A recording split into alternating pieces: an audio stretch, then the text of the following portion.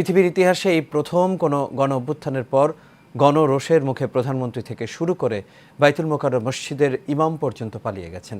সাবেক প্রধানমন্ত্রী ও তার পরিবারের সদস্যদের $300 মিলিয়ন পাচারের অভিযোগের অনুসন্ধান শুরু হয়েছে জানিয়ে দুদক চেয়ারম্যান বলেন, পৃথিবীর ইতিহাসে এই প্রথম কোনো দেশের প্রধানমন্ত্রী থেকে শুরু করে মসজিদের ইমামকেও পালাতে হয়েছে গণ আন্দোলনের মুখে। পৃথিবীর ইতিহাসে এমন ঘটনা কখনো ঘটেনি যে একই সঙ্গে প্রধানমন্ত্রী এবং বাইতুল মোকাররমের ইমাম পালিয়ে যাবেন। আসসালামু আলাইকুম রহমতুল্লাহ। সুপ্রিয় দর্শক, পৃথিবীর ইতিহাসে কোথাও এমন নজির নেই যে প্রধানমন্ত্রীর সাথে জাতীয় মসজিদের ইমামও পালিয়ে যায়। সেটা আমাদের বাংলাদেশে ঘটেছে 5 আগস্টে। শেখ হাসিনার সাথে কিন্তু বাইতুল মোকাররমের খতিব রুহুল আমিন এও পালিয়ে গেছিল। কে এই রুহুল আমিন? সেই রুহুল আমিন যে শাপলা চত্বরের রক্ত বিক্রি করে খেয়েছিল এবং শেখ হাসিনাকে কওমি জননী উপাধি দিয়েছিল এবং কওমিরাও চারটে সেখানে সে সবাই গিয়েছিল। যাওয়ার পরে কওমি উপাধি দিয়েছিল, এরা কোনো প্রতিবাদ করেনি, কোনো কওমিরাই প্রতিবাদ করেনি। এই 14 লক্ষ শিক্ষার্থীর জননীর ভূমিকা আপনি পালন করেছেন। আজকে আমি এই মহা কওমি সমুদ্রে আমি ঘোষণা করতে চাই, আপনি কওমি জননী। আজ থেকে আপনাকে এই উপাধি দিলাম, আপনি কওমি জননী। তো শেখ হাসিনা 1400 মানুষ মারছে, 40,000-এর মতো মানুষকে পঙ্গু করেছে, করে সে পালিয়ে গেছে। রুহুল আমিনও পালিয়ে গেছিল, কিন্তু রুহুল আমিন আবার বাংলাদেশে ফিরে এসেছে। কওমিরা তাকে সেভ করতেছে এবং কওমিদের একটা শিক্ষা বোর্ডের একটা মিটিং হয়েছে, সেখানে রুহুল আমিনকে দেখা গেছে এই কওমি জননী উপাধি দেওয়া। এটা নিয়ে আমার দেশ নিউজ করছে, আপনারা একটু স্ক্রিনে দেখেন যে হাসিনাকে কওমি জননী উপাধি দেওয়া মুফতি রুহুল আমিন শিক্ষা বোর্ডের সবাই। দেখতে পেয়েছেন? চিন্তা করা যায়, এরকম একজন আলেম, এর বিরুদ্ধে তো অনেকগুলো মামলা হওয়ার কথা, এর তো জেলে থাকার কথা, অথচ না, সে এসে শিক্ষা বোর্ডের মানে সবাই সে বসে আছে এবং কওমিরা তাকে সেভ করতেছে। এটাই হচ্ছে কওমিরা। চিন্তা করতে পারেন, মানে যত বড় অপরাধ করুক এরা কিন্তু এই শেল্টার দেয় এবং ধীরে ধীরে এর আর কিচ্ছু হবে না। এই যে হাসিনাকে কওমি উপাধি দিল বা শাপলা চত্বরের এতগুলো রক্ত বিক্রি করে খেলো, এর কিছু হয়েছে? না, কিছু হয়নি, কিছু হবেও না, কওমিরা সেভ করবে। তো দর্শক, এই বিষয় নিয়ে গুরুত্বপূর্ণ আলোচনা করছেন আমাদের বড় ভাই মোহাম্মদ সোলাইমান। তো চলুন আমরা সেই ভিডিওটা একটু দেখে আসি। জামাত ঠেকাতে কওমিদের ব্যানারে আওয়ামী লীগ সক্রিয় হচ্ছে, এটা আলেম ওলামা ইসলামপন্থীদের জন্য একটা জরুরি সতর্কবার্তা এবং এ ধরনের কাজকে কিছুতেই প্রশ্রয় দেওয়া উচিত না। দর্শক, একটা খবর আপনারা অলরেডি জেনেছেন অনেকে, শেখ হাসিনাকে কওমি জননী উপাধি দেয়া সেই কুলাঙ্গার। আপনি চিন্তা করেন, যে ব্যক্তি শেখ হাসিনাকে কওমি জননী উপাধি দিবে তিনি কে? কওমি আলেম ওলামারা ওভারঅল ভালো, তাদের মধ্যে যে 2-1টা নষ্ট লোক, তাদের মধ্যে একটা হচ্ছে এই মুফতি রুহুল আমিন, যিনি শেখ হাসিনাকে কওমি জননী উপাধি দিয়েছিল এবং জনতা যাকে বাইতুল মোকাররম থেকে ঘাট ধরে বের করে দিয়েছিল। জুমার নামাজ পড়াতে এসেছিল, পড়াতে দেয়নি, ঘাট ধাক্কা দিয়ে বের করে দিয়েছিল। যিনি নিজে নৌকা মার্কা নির্বাচন করতে চেয়েছিলেন, সেই রুহুল আমিন এখন অন্য 10 জন জুলাইপন্থী আওয়ামী বিরোধী কওমি আলেম ওলামাদের সাথে মিশছেন, বসছেন, মিটিং করছেন এবং সেই ছবি গণমাধ্যমে ভাইরাল হয়েছে। তো দর্শক, এই রুহুল আমিন তো পলাতক। এই রুহুল আমিনকে কারা এই কওমি মাদ্রাসা বোর্ডের মিটিংয়ে আসার সুযোগ দিল?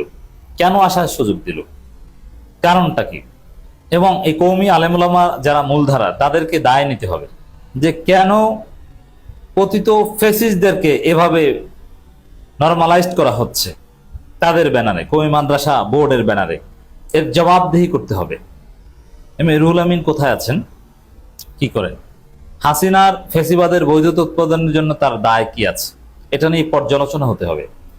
এই জন্য মূলধারার কওমিরা কিছুতেই তাকে অ্যালাউ করার কথা না। আমি জানি না যে এদের সেন্সটা কি, যে পতিত ফ্যাসিবাদের দোসর এবং যাকে কেন্দ্র করে একটা ব্যতিক্রমী ইতিহাস সৃষ্টি হয়েছে। কি ইতিহাস?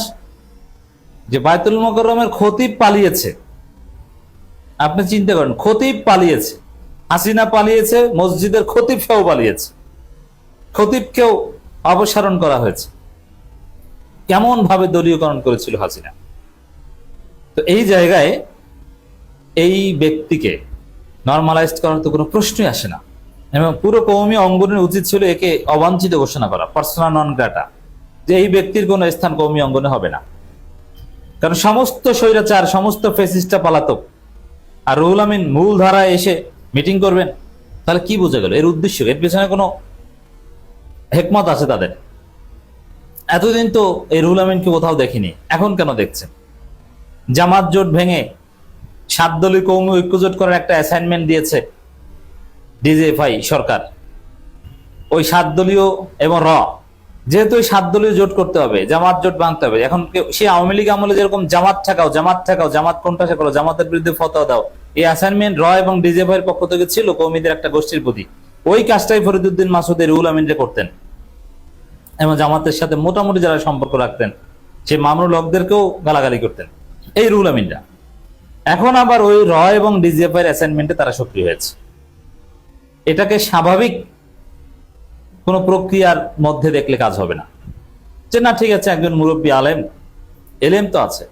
এই খতিব, সাবেক পলাতক খতিব রুহুল আমিনের কিন্তু এলেম আছে। এই রুহুল আমিন তিনি কওমি শিক্ষা বোর্ডের মিটিং এ আসছেন, মানে এটা কিন্তু তিনি নরমালাইজড হয়েছেন এবং স্বাভাবিক হয়েছে। মানে আওয়ামী লীগ নিষেধাজ্ঞা কাটিয়ে বৈধতা পেলে যেরকম অবস্থা, অনেকটা এরকম অবস্থা। এরপরে সাকিব আল হাসান, মাশরাফি, এদেরকে এভাবে নরমালাইজ করার চেষ্টা করা হবে। এটাকে জাস্ট কৌমিদের মধ্যে কোনো সহনশীলতা বা রুহুল আমিনকে মাফ করে দিয়েছে বা এরকম কিছু না, এটা এবং ডিজিএফআই খেলা। কারণ কি ওই অ্যাসাইনমেন্ট কিন্তু সেম, আওয়ামী লীগ আমলেও যে অ্যাসাইনমেন্ট ছিল জামাত ঠেকাও, এবারও কিন্তু সেম অ্যাসাইনমেন্ট। শুধু রুহুল আমিন না, লিখে রাখেন সেই মাওলানা ফরিদউদ্দিন মাসুদ আবার দৃশ্যপটে আসবেন। কারণ জামাত ঠেকাও এই অ্যাসাইনমেন্ট আওয়ামী লীগ সরকার যেরকম এই কৌমিদেরকে ব্যবহার করেছিল, এই বিএনপি সরকারও ব্যবহার করবে। আর এটা যদি করতে হয় তাহলে ফরিদউদ্দিন মাসুদকে লাগবে।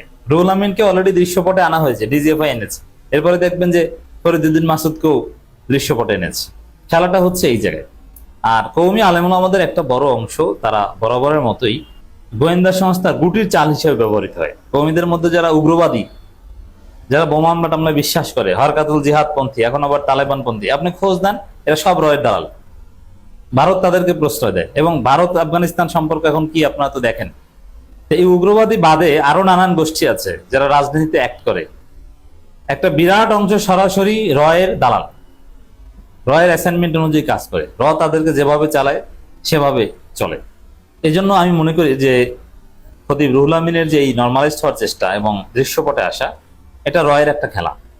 এবং যেহেতু সামনে গ্রেটার অ্যাসাইনমেন্ট রয়েছে জামাত ঠেকাও, তার একটা অংশ যে প্রচন্ড জামাত বিরোধী, যাদের আপাতমস্তক জামাত বিরোধিতা, যাদের মধ্যে সামান্যতম জামাত সহনশীলতা নেই, বরং জামাত সহনশীল কওমি আলেমদেরকেও যারা ঘাট ধাক্কা দিয়ে বের করে দেওয়ার জন্য রাজি। সাপোজ এই রুহুল আমিন কিংবা ফরিদউদ্দিন মাসুদ, এদের মানহাজটা হচ্ছে এরকম। হ্যাঁ, মামুনুল হকরা এখনো জামাত জোটে আছে, 7 দলীয় জোটে আসলো না। মামুনুল হকদের কওমিতে অবঞ্চিত করো, প্রয়োজনে এই ধরনের কথাও বলতে পারে। হ্যাঁ, জামাতের সাথে যে চলে, এই কওমি মাদ্রাসা বোর্ডের অন্তর্ভুক্ত তার মাদ্রাসা রাখতে পারবে না, এ ধরনের সিদ্ধান্ত নিয়ে দ্বিধাবোধ করবে না। এই টাইপের এক্সট্রিমিস্ট বা এক্সট্রিম জামাত বিরোধী যে আলেম আছে, যারা আছে, তারা এখন এই রুহুল আমিনের মতো একে একে দৃশ্যপটে আসবে। এবং এরা তো বেসিক্যালি আওয়ামীপন্থী। এর মধ্যে আরেকটা তথ্য দিই, আপনি কওমি আলেমরা, বেশিরভাগ কওমি আলেম কোন দল করে? হ্যাঁ, এখন কওমিদের একটা অংশ জামাতের দিকে ঝুঁকছে, জামাতের প্রতি সহনশীল হচ্ছে, ঠিক আছে। কওমিদের মধ্যে কেউ আছে চরমনাই করেন, কেউ আছেন একদম নন পলিটিক্যাল তাবলিগ জামাত করেন, কেউ আছেন শুধু এলেম চর্চা করেন, অন্য কিছু করেন না। আবার কেউ আছেন যে দেওবন্দের একটা সিয়াসতের উসুল আছে যে সবসময় ক্ষমতাসীনদের সাথে থাকতে হবে এবং ক্ষমতাসীনদের সাথে থেকে তাদের নসিহত করতে হবে, সরকার বিরোধিতা কখনো করা যাবে না, যেটা মাতখালি উসুলেও আছে। বিভিন্ন রাজনৈতিক মতাদর্শের লোক কওমিতে আছে। কিন্তু যদি বলি, আপনি সার্ভে করে দেখেন যে কওমি হুজুররা বেশিরভাগ কোন দলের সাপোর্টার, উত্তর হচ্ছে আওয়ামী লীগের সাপোর্টার। বেশিরভাগ কওমি হুজুর আওয়ামী লীগ, বিশেষ করে যারা একটু বড় আকাবির আওয়ামী লীগের, এটা একটা সফলতা। বেশিরভাগ কওমি আলেমরা আওয়ামী লীগের সাথে ছিল এবং শেখ হাসিনাকে কওমি জননী উপাধি দিয়েছিল। তো দর্শক, সেই আওয়ামীপন্থী কওমিরা কওমি মাদ্রাসা বোর্ডের ব্যানারে সক্রিয় হচ্ছে গোয়েন্দা সংস্থার জামাত ঠেকাও অ্যাসাইনমেন্ট ইম্পোজ হওয়ার পর থেকে। অতএব সতর্ক থাকতে হবে যে আমাদের চারপাশে এখন ফেসিবাদের দোসররা আবার মাথাচাড়া দিয়ে উঠছে। তো এই বিষয়ে জুলাইপন্থীদের দৃষ্টি আকর্ষণ করছি, তাদেরকে সজাগ থাকার আহ্বান জানাচ্ছি। সুপ্রিয় দর্শক, আপনারা সুলাইমান ভাইয়ের ভিডিও সহ পুরো ভিডিওটা দেখলেন। তো এই কওমি জননী উপাধি দেওয়া এই রুহুল আমিন এবং হাসিনার সাথে পালিয়ে যাওয়া একদিনে এই আলেম সম্পর্কে এবং কওমি আলেম সম্পর্কে আপনাদের মতামত কি তা অবশ্যই কমেন্ট করে জানিয়ে দেবেন। ভিডিওটা ভালো লাগলে শেয়ার করবেন। সকলকে ধন্যবাদ। আসসালামু আলাইকুম রহমতুল্লাহ।